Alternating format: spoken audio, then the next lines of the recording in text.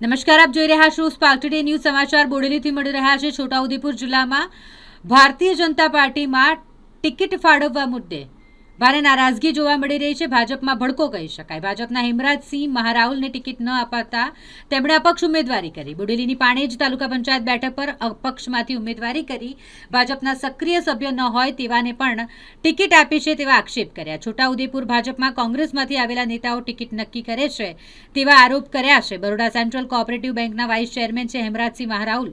કોંગ્રેસમાંથી આવેલા ઉમેદવારોને ટિકિટ મળી ભાજપ હવે કોંગ્રેસ યુક્ત ભાજપ થઈ ગઈ છે તેવું નિવેદન આપ્યું। પાણેજ તાલુકા પંચાયતની અંદર અમે અપક્ષ ઉમેદવારી કરવા આવ્યા છે અને અમને અમારા વિસ્તાર પર વિશ્વાસ છે કે ગઈ વખતે છોટાઉદેપુર જિલ્લાની તાલુકા પંચાયતની સૌથી હાઈએસ્ટ લીડ પાણેજ તાલુકા પંચાયતની હતી। 1745ની લીડ હતી। આ વખતે અમને ટિકિટ આપવામાં નથી આવી।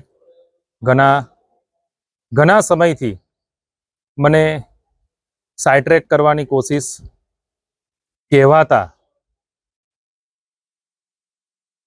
નેતાઓ કરી રહ્યા છે, એટલે આજે મેં અપક્ષ દાવેદારી નોંધાવી છે અને મને વિશ્વાસ છે, મારા વિસ્તારની જનતા પર વિશ્વાસ છે કે મારી જીત નિશ્ચિત છે અને લીડ પણ નિશ્ચિત છે। તમને કેટલી આશા અપેક્ષા હતી કે ભારતીય જનતા પાર્ટી આપને ટિકિટ આપશે એવી? મને પૂરેપૂરો વિશ્વાસ હતો, પણ હું એટલું જ કહેવા માગું છું કે 20 વર્ષની વફાદારીનું મને બિરુદ આપવામાં આવ્યું છે। કારણ કે મેં પહેલાં જ બોલ્યો કે કહેવાતા નેતા વિશેષ અત્યારે મારે કંઈ બોલવું નથી।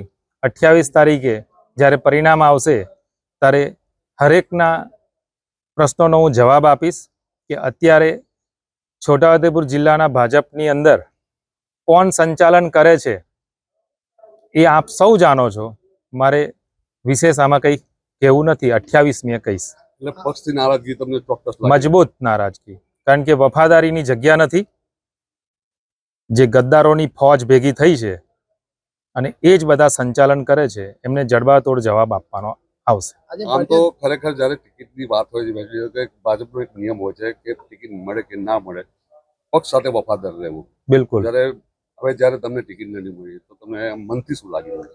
પણ જેને ટિકિટ મારા વિસ્તારમાં મારી જગ્યાએ જે ભાઈને ટિકિટ મળી છે એ પોતે સક્રિય સભ્ય પણ નથી, ક્યારેય ભારતીય જનતા પાર્ટીનો ખેસ નથી પહેર્યો, કોઈ જગ્યાએ કોઈ મિટિંગમાં નથી આવ્યા।